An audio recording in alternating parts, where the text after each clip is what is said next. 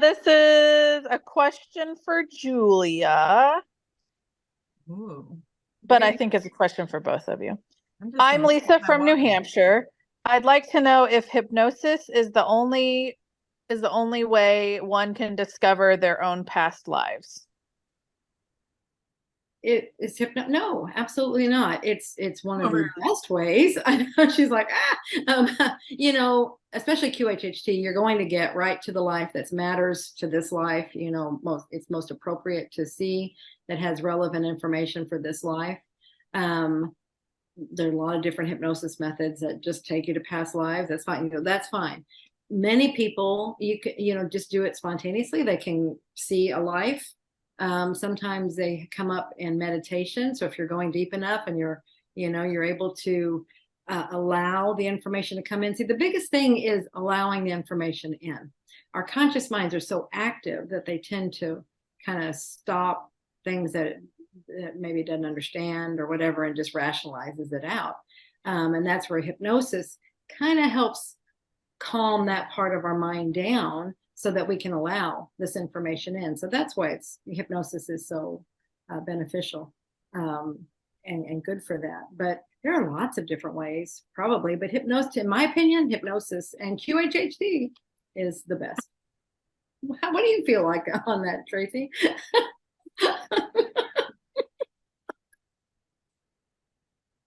My very first past life experiences was through dreams. So they can come through in what? dreams. Dreams. Okay. My heater kicked on, so I'm having a hard time here. Yeah, what? It wasn't hypnosis. Sorry. No, that's what got me to hypnosis was my very first past life experience. I was doing dream analogy and recording my dreams in a dream journal. And discovered a past life through that.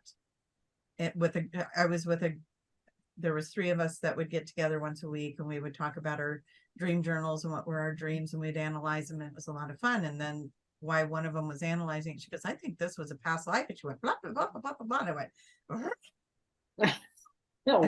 what just happened? And that got me on the journey to discovering more about past lives, how to clear these things, because I had such a big shift after that I just had to know more. So dreams are but look all the ways that you're talking about too. Yeah, exactly. In dreams, see, your conscious mind is calmed down. It's asleep probably. It's just, so it's allowing this information can come in. And that's the thing. You've got some way you want the conscious mind to be quiet so that this other can come in and it's allowing it in. It's all right there. We can easily access it. It's just we have guards at the gates, going, I don't know. So it's just working with that. But yeah, dream, that's a great way. Absolutely. All right. Cool. You want to shake her or should? Speaking of dreams, yeah, I'm on it. Okay. This is from Carol. Is it possible that while we're having quote unquote normal dreams about people and places we are familiar with here, that we are simultaneously having experiences elsewhere in the universe? You know the answer to that already. I can just tell because the way you asked that question. Yes, absolutely. Yes. So we are such cool beings. We really are. We're multidimensional beings, and we're just starting to understand. I'm getting all choked up again. Okay, just starting to understand just a tiny nth degree of who we really are and what we are. So yeah, absolutely. This information. It's coming in. It's just, as we're able to handle it and accept it, allow it. All of this talk is reminding me that I had a dream last night, and I think it was like Erica, you guys, you and Tiffany, and like we're all in this group setting, like we would have been in Vegas, right? And I'm standing there, and I said, this feels like a dream, but I know it's real because when I bite myself, it hurts. And I bite myself in the dream and I'm like, yep, that hurts. So I know it's real, but I feel like I'm in a dream. And I totally kind of forgot about that until we started talking about this. I'm like, oh, I bit myself in my dream last night, didn't I? I should check my hand for prints, bite marks. But I remember doing that and being like, yep, it hurts. So I can't be dreaming, but it feels like I'm in a dream. So maybe that helps answer some of that too. I don't know. But yeah, Yeah, at I reality. agree. Yeah, for because sure. that would be like lucid dreaming.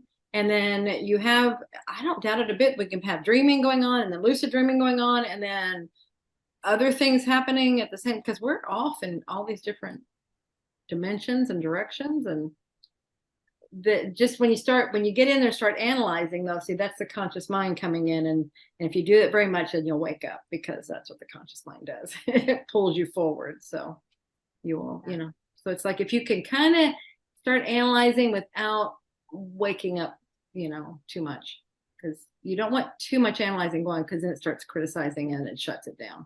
That's what happens in a hypnosis session. If the conscious mind gets in there and starts analyzing too much, then it can shut the whole thing down, because it's like, oh, not working. I don't, no.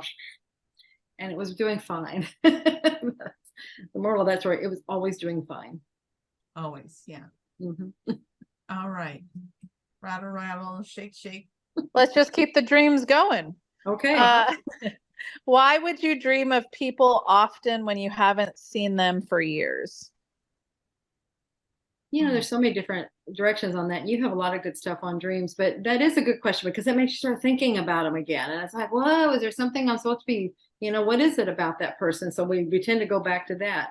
But occasionally that energy does draw them back to you, or you to them, or whatever. But usually when you're dreaming about somebody, it's because there's an aspect of you. Everyone in the dream is supposed to be you.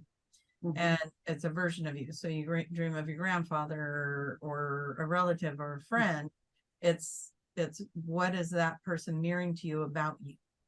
And so it's about that relationship. It's about maybe unfinished business or unfinished feelings that you have there, or whatever might be needing to be looked at and addressed. But it's usually, even though you're seeing that person, it's more about you than it is about the person you're seeing. Right. When would you think it is something that it's about maybe something about that other person? Maybe it is something trying to say, hey, look into this further. When, any ideas when that might be the indication? So if it's like a visit, or your souls are coming together, like loved ones, when it's a visit, or if it's like you and I, if we were in a dream, like I was just saying last night, where I'm sitting there going, this feels like a dream.